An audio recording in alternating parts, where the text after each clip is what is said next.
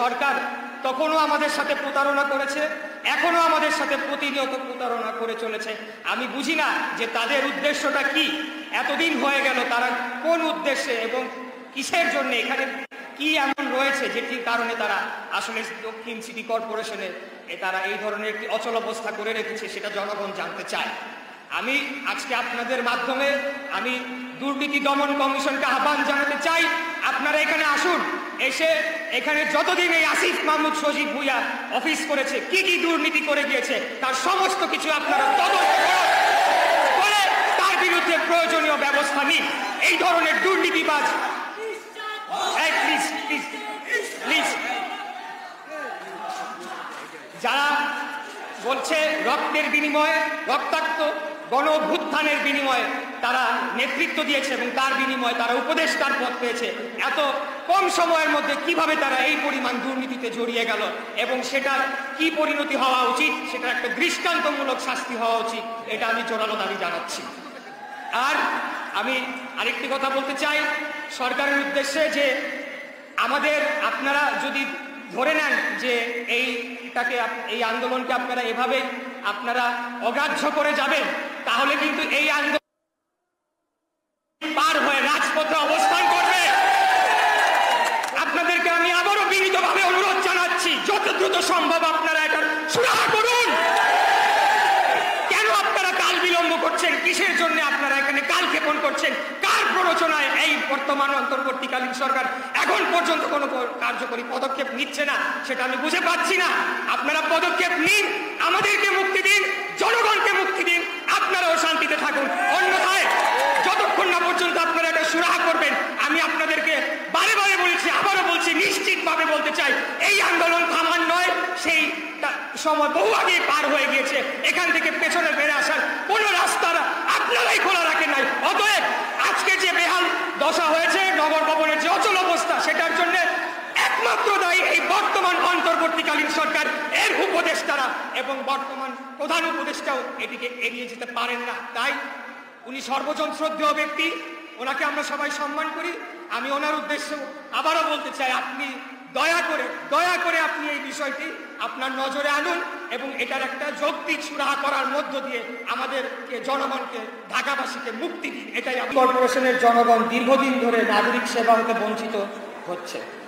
আমার দৃঢ় বিশ্বাস, বয়স এবং অভিজ্ঞতা কম হওয়ার কারণে তিনি জানেন না সিটি কর্পোরেশনের কোন দপ্তরে কি ধরনের সেবামূলক কাজ হয়ে থাকে। জরুরি সেবার মধ্যে জন্ম মৃত্যু সনদ, নাগরিক সনদ ও ওয়ারিশি সনদের কাজ করে থাকেন ওয়ার্ড সচিবগণ। প্রতিটি ওয়ার্ডে স্থায়ীভাবে একজন ওয়ার্ড সচিব রয়েছেন। 1 থেকে 6 বছরের শিশুদের টিকা দেওয়া, টিকা খাওয়ানোর কাজটি ইপিআই করে থাকে। প্রতিটি ওয়ার্ডে তাদের ঔষধ এবং অফিস রয়েছে। মশক নিধনের জন্য প্রতিটি ওয়ার্ডে কার্যালয়, স্প্রে মেশিন এবং ফগার মেশিন রয়েছে। ভান্ডার বিভাগ থেকে তারা ইনসেকটিসাইড এবং লার্ভিসাইড নিয়ে তারা স্প্রে এবং ফগিং করছে, এটি চলমান রয়েছে। ডেঙ্গু, চিকুনগুনিয়ার জন্য বর্তমানে নাগরিক সচেতনতা বৃদ্ধির জন্য প্রতিটি ওয়ার্ডে কমিটি গঠন করে দেওয়া হয়েছে। সিটি কর্পোরেশনের জরুরি কাজে ব্যাঘাত ঘটে থাকলে 12 ঘন্টার মধ্যে শহরের কোরবানির বর্জ্য অপসারণ করা সম্ভব হতো না। অবশেষে আমি বলতে চাই, উপদেষ্টা জনাব আসিফ মাহমুদ বয়সে খুবই তরুণ, সামনে তাকে অনেক পথ পাড়ি দিতে হবে। কাজে জনগণের প্রতি শ্রদ্ধাশীল আচরণ, আদালতের রায়ের প্রতি সম্মান প্রদর্শন তার নিকট হতে কাম্য। অসত্য তথ্য দিয়ে জনগণকে বিভ্রান্ত করা তার কাজ নয়। কারণ এত অত্যাচার, নির্যাতন সহ্য করে যে সকল জনগণ তাদের নির্দিষ্ট লক্ষ্য হতে বিচ্যুতি হননি, তাদেরকে তিনি বিভ্রান্ত করতে পারবেন না। অসত্য এবং বিভ্রান্তিমূলক তথ্য গণমাধ্যমে উপস্থাপনের জন্য স্থানীয় সরকার উপদেষ্টা পদে জনাব সজীব ভুইয়ার বহাল থাকার নৈতিক অধিকার হারিয়েছেন। তিনি শপথ ভঙ্গ করেছেন। শপথ ভঙ্গ করার জন্য আমরা তার পদত্যাগ দাবি করছি। প্রিয় উপস্থিতিবৃন্দ, এটি ছিল আজকে আমাদের লিখিত বক্তব্য, যেই বক্তব্যটি আপনারা ইতিমধ্যে শুনেছেন। আর আমাদের এখানে বেশি কিছু বলার নেই, ওনাদের হাতে পৌঁছে দেওয়া হবে। আমাদের এই বক্তব্যের একটি কপি, লিখিত কপি আমাদের সাংবাদিক ভাইদের কাছে পৌঁছে দেওয়া হবে।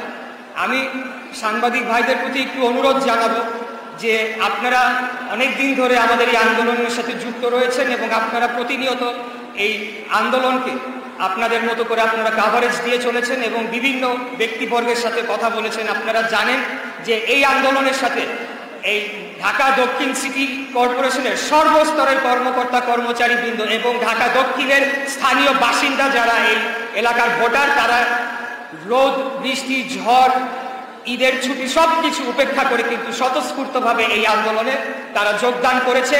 এবং আপনারা দেখেছেন যে ইতিপূর্বে আমাদের এই আন্দোলনটি এত বৃহৎ পর্যায়ে চলে গিয়েছিল, আমরা কিন্তু নগর ভবনের গণ্ডি পেরিয়ে সেখানে রাজপথে অবস্থান করেছি এবং সেটি পরবর্তীতে সচিবালয় ছাড়িয়ে যমুনার দিকে পর্যন্ত গড়িয়েছিল। পরবর্তীতে সরকার আমাদেরকে 2 দিন সেখানে প্রায় অবস্থান করার পরে আমাদের কাছে একটি বার্তা আসলো দলীয়ভাবেই যে এটিকে সুরাহা করা হবে এবং আমরা যাতে জনদুর্ভোগের কথা চিন্তা মাথায় করি এবং জনগণের কথা চিন্তা করে আমরা নিজেরাই সিদ্ধান্ত নিয়ে সেখান থেকে সরে এসেছিলাম। ওই ঘটনার মধ্যে দিয়ে আমরা বলতে চাই, বাংলাদেশ নির্বাচন কমিশন সচিবালয়কে নির্দেশ প্রদান করে। এই নির্দেশনা অনুযায়ী নির্বাচন কমিশন 10 দিনের মধ্যে 27শে এপ্রিল সংশোধিত গ্যাজেট প্রকাশ করে প্রয়োজনীয় ব্যবস্থা গ্রহণ করে স্থানীয় সরকার বিভাগে পাঠিয়ে দেয়। এই সংশোধিত গ্যাজেটে শপথ অনুষ্ঠানের আয়োজন ছাড়া স্থানীয় সরকার বিভাগের আর কিছুই করণীয় নেই। তবে শপথ অনুষ্ঠানকে বিলম্ব করার জন্য ট্রাইব্যুনালের রায়ের বিরুদ্ধে নির্বাচন কমিশন আপিল দায়ের করবে কিনা, নির্বাচনী ট্রাইব্যুনালে আর্জি সংশোধনের সুযোগ নেই ইত্যাদি বিষয়ে প্রশ্ন তুলে কাল বিলম্ব করে শপথ অনুষ্ঠানের আয়োজন থেকে বিরত থাকে। গতকাল 16 জুন স্থানীয় সরকার উপদেষ্টা জনাব আসিফ মাহমুদ সজীব ভুইয়া বলেছেন, শপথ গ্রহণের বিষয়টি বিচারাধীন থাকা অবস্থায় গ্যাজেটের মেয়াদ শেষ হওয়ায় শপথ করানো যায়। তার এ কথা সত্য হলে ভবিষ্যতে কোনো নির্বাচিত প্রতিনিধি আর শপথ করার সুযোগ পাবেন না। অর্থাৎ বিজয়ী প্রার্থীর নামে গ্যাজেট প্রকাশিত হলে পরাজিত প্রার্থী অথবা যে কোনো একজন নাগরিককে সজীব ভুইয়ার মতো একজন ব্যক্তি ইন্ধন দিয়ে শপথ না পড়ানোর জন্য মহামান্য হাইকোর্ট ডিভিশনে রিট মামলা দায়ের করবে। আর ওই রিট মামলা 30 দিন অনিষ্পন্ন থাকবে। গ্যাজেটে উল্লেখিত 30 দিনের মেয়াদ শেষ হয়ে গেলে ভবিষ্যতে কোনো জনপ্রতিনিধি শপথ পড়ার সুযোগ পাবেন না। মূলত স্থানীয় সরকার উপদেষ্টা রাজনৈতিক ও আর্থিক অন্যায়ভাবে লাভবান হওয়ার জন্য তার একজন